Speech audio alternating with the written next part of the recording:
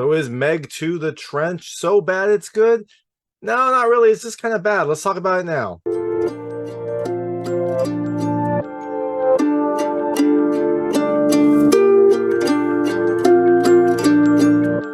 Hey everyone, it's David Stark from Watch or Pass. I'm here to talk to you about Meg 2 The Trench, which comes to theaters on August 4th, 2023. It is the, I guess, maybe long anticipated follow-up to the 2018 The Meg. This one, it drops the, so it's not The Meg 2, it's just Meg 2, and it ups everything else as you would expect in a sequel. But that being said, my hot take is, I think you should pass on this. Look, this had an opportunity to be like a so bad it's good movie, but I don't think it was. I think it was just kind of bad.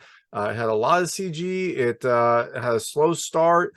It didn't make a ton of sense, and the ending kind of jumped the shark. So my recommendation, I think you should pass on it. I didn't really enjoy it, and I was expecting to enjoy this film. I liked The Meg. I thought it was at least entertaining. This movie just went a little bit overboard and everything and didn't really make for an interesting overall journey. So I'm going to tell you a little about the film, a few things I liked, a few things I didn't like, and then very briefly go into the ending. So as you can imagine, there will be spoilers in the ending section. If you don't want to know what happens in this movie, I would turn off when I get to the ending section. Before that, I'll keep it vague. I'll keep it spoiler free. I'll let you know when I get to those spoilers. So in Meg 2 The Trench, you have Jason Statham returning as Jonas Taylor, a like eco warrior slash I don't know, kind of scientist person. He is leading a team to explore a very, very deep part of the ocean, this part called the Trench, which is down farther than anyone else has ever gone before. And wouldn't you know it, that exploration leads to a whole lot of chaos and some very, very big sharks. So things I liked about this movie. The first, I like the cast. I thought the cast was really fun. I like Jason Statham. I think he's a fun actor. I like Jing a lot. I didn't realize where I'd seen him before, but then I looked up his profile. He was in Wandering Earth and Wandering Earth 2, which I really liked. Wandering Earth 2 I didn't love as much, but I thought it was at least a well-made movie, and I liked his character a lot. He was in a couple other movies I've seen, so I really enjoyed him. He was kind of a fun, overconfident character to kind of pair with Jason Statham. I like Paige Candy as DJ. I like Melissanthi Mahut as Rigas. I mean, it was a fun overall cast, and it was nice to see a lot of characters return for Meg 2. There was a good number of characters that, if you watched the Meg, they come back and reprise their roles in this film, and it's always nice, especially when it's been like 5 years, to see all those characters come back for the sequel. Now, one character that doesn't return is Bing Bing Lee, but they have a kind of story explanation for it. So the second thing I love, I guess sharks are kind of cool. It's fun to see the sharks, although I didn't really love them that much because they were very, very CG and a little bit over the top. But I guess it's always a fun idea to have sharks. I guess I kind of like the concept, but I didn't really like the execution. I just wanted to have something else in the positive column, because now I'm getting to things I didn't love. So things I didn't love about this movie. The first, I didn't love the slow start. For an action movie, it has a really, really slow start. It should have been much more exciting. You don't even get some cool, like, sharks devouring people scenes, because the Megs aren't really prominent in the first bit of the movie. So this has a very slow, non-super creature start. It took a very long time to kind of have anything exciting happen. Second thing I didn't love as much, this film isn't very exciting. So even when the things that were supposed to be exciting happen, they weren't really enjoyable. There's a decent amount of action, but it is just not that exciting. And I think the reason for that is the third thing I didn't love as much, which there is so much CG. And look, you would expect that in a movie about giant killer sharks. There's a lot of CG, but it doesn't look that good. It looks okay, but it doesn't look very good. It doesn't let you suspend that disbelief. It makes these super monsters just not that scary, because you can tell that they're giant CG sharks. And there's some times when they move really, really strangely. I mean, I can't tell if that was by design or if that was just more bad CG, but in any event, this is a creature feature. It doesn't give you a very scary creature because the creatures are all computer generated. The fourth thing I didn't love as much, it kind of goes overboard in the end. It jumps the shark, all those terms.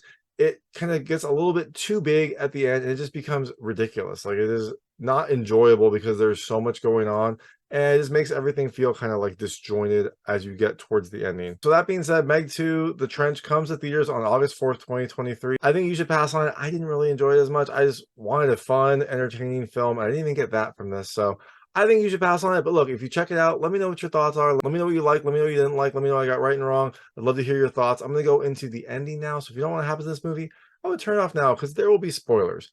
So in Meg 2 The Trench, you've got Jason Statham, who is kind of like a eco warrior at this point. He starts off by like taking down this group that is polluting the ocean. It is an okay start. It is a little bit over the top, as you'd expect from this movie, but Eventually, he leads a team down into this area called the Trench. Now, it is a deep, deep part of the ocean. They develop these special submarines to get down there, and to do that, you have to go down to the bottom, go through this like layer of super cold water, and then you get into this, I guess, warm area well below the ocean. Now, why are they going down there? Well, they're just going to explore there, see what's down there, see what new creatures they can discover, see what new interesting things they can find. Oh, and on top of this, that same organization that is doing this research, it's kind of a research organization, this well-funded, very innovative research organization that's able to develop these subs that can go like 25,000 feet below the ocean. They also develop like exoskeletons that you can move around with underwater. Sure, why not? They also are growing a Meg because, again, why not? They have one of the, like, they found a baby Meg from the first Meg that was the star of the first movie, and they have decided to grow that Meg. And because of that, they were able to learn about the Meg, but they also now have this giant pet Meg that they're keeping track of. I'm sure nothing bad will happen, right? Well, it's a creature feature, so something bad will definitely happen. When they go down into the trench, now there's two subs that go into the trench. So one has Jonas Taylor and Rigas, and then also his daughter, I think, Meiying. I think she's his daughter. I'm pretty certain that she's his daughter, or at least maybe stepdaughter. He definitely treats her like a daughter, but then she calls him Jonas, so I wasn't 100% sure. But they're in one sub, and the other sub has Jiuming, who's maybe his brother-in-law. I think that's kind of what I'm expecting, but he's also the uncle of Meiying, and then a bunch of disposable characters that we don't have to worry about because they don't last very long anyways.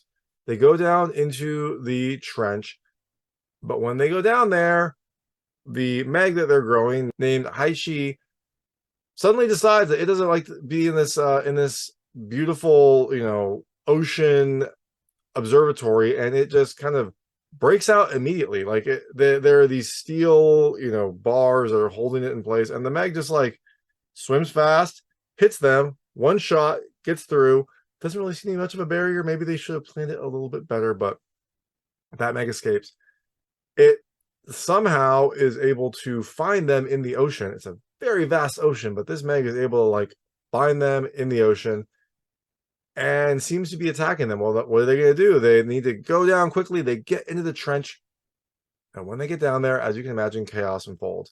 Now, there's a lot that happens. This film has a lot going on, even though it's not very exciting. So when they get down there, they see that there is some sort of other building, some sort of other like organization here that is mining. And what we eventually find out is they are mining rare earth minerals in the trench. Now, the trench also apparently is a kind of portal into another time because there are megalodons down there. There are other like dinosaur-like creatures, and there's a giant octopus thing. Do they all escape and wreak havoc? Of course they do. But the most immediate danger are the Megs. And so that one Meg follows them down into the trench, and that begets other Megs also following them. Now, when this happens, the people that are mining down there, there's a mining installation and a bunch of people that are mining these rare earth minerals. The kind of supervisor is like, uh-oh, like we can't have them figure out what's going on here. They'll blow the operations. That supervisor like sacrifices his guys, blows up a bunch of stuff, and tries to, I guess, bury these subs, in the chaos of the trench. That is not a good thing because when that supervisor blows this up, it creates a hole, I guess, in this, in the trench, in the kind of cold water area that separates the trench from the ocean. And that cold water area was what was keeping the Megs and other creatures in this trench area. Now that it has created a hole, a kind of portal, I guess, or at least this maybe an area of not that cold water so that these creatures can escape, they are able to get out. But first, they wreak havoc on everything in this area. There's a decent amount that happens. Both of the subs get buried by rubble. The inhabitants decide that they're going to put on these special suits and get out and go to the installation. It is a long walk. They're also, I would imagine they would be crushed by the ocean, but these special suits apparently are super, super strong. So they're able to go out and get to the underwater base. Some of them die along the way because of other creatures and sharks in general, but the core group are able to get in there. And so there's Jonas Taylor, Rigas, Jiuming, and Meiying. And they are able to get into this facility. So when they get there, they establish comms and they radio up to the kind of like main base, like, hey, send the rescue sub. Unfortunately, the rescue sub was broken. Someone sabotaged it. What we eventually find out is one of the people that was working for this research organization, this person named Jess, she was working for this other corporation that was mining these rare earth minerals. So she sabotaged the rescue. She sabotaged the rescue sub for some reason. I guess maybe to make sure that when they went down there, they didn't come back up. And eventually she kind of calls in a whole bunch of commandos and things to come and take over this installation and kill all the witnesses. Right? Why not? Now, eventually, our core group of heroes are able to escape, but not before there is a very tense scene where Jonas Taylor has to swim from one airlock where they are kind of locked in, swim to another airlock to let them through. Now Meg 2 has a very good explanation for how he's able to do this at 25,000 feet with the pressure of the ocean bearing down on him. Well, apparently, and I don't know, this might be true. I don't think it is. Water doesn't collapse under pressure, so he is able to survive this pressure by filling up his extremities with water. So he kind of pushes all the air out of his body, gets water in so he doesn't have any like pockets of air to crush, and then he's able to swim out in 25,000 foot water and be okay. He's a little lightheaded because he has no air, but he's able to survive. I mean, sure, why not? Gets in, lets them through. Eventually they get into the spare sub in this installation. They're able to escape, but when they escape, like I said, they take some things with them. So while this is happening, the installation has a bunch of like soldiers come in and take over. It is not super exciting. It is a little bit silly. Some of the characters from the Meg are able to kind of shine in this thing, but eventually it all leads to a kind of creature showdown in this area called Fun Island. It seems like maybe it's a tourist destination, but it's not going to be for long because now you've got all these creatures coming. You've got 3 Megs. You've got a giant squid. Then you also have these like dinosaur things, kind of like Gila monsters, but they were on land at the very start of the Meg, which started in like the Cretaceous period. Then they were underwater in the trench, and now they're apparently able to just kind of like pop up and live back on land. Again, I don't really think that's how it would work because they have been underwater for like 65 billion years, however long it's been. You would think that would take them a little bit of time to get back on land, but they're able to jump up and now they are on land too. It is like the worst Jurassic Park you've ever seen because you've got an island with dinosaur monsters and giant sharks and apparently a giant like squid thing also. How do they deal with all this? Well, very, very chaotically. So Jonas Taylor is able to craft these like spears that have explosives on the end to try to take the Megs out. He decides to be a hero, get in his jet ski and go out to the water and tempt the Megs to get close to him and then throw that spear right into their head. It blows up their brain. He gets one Meg that way. The other Meg, he like tempts towards him. He has this helicopter blade because a helicopter had crashed, of course. And when that Meg tries to bite him, he puts the helicopter blade straight up. That Meg bites down on the helicopter blade, impales itself. He survives that way. Now, these dinosaur things, they are all over the island. They take out some of them. They take out some of the soldiers that are on this island, but they are eventually just kind of like slowly taken out. So some of them get exploded when a building blows up. Some of them get shot. They are generally a nuisance, but they are at least not gigantic.